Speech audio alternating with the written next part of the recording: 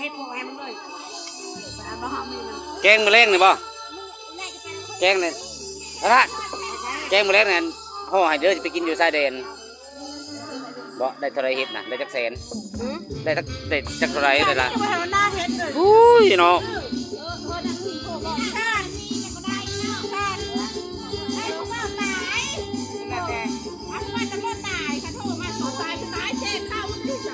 ตายก็สร้างแล้วเขาเจ้าหายใจน้ำประทานนี่ได้สั่งผมบอกไปแล้วมันอันนี้โอ้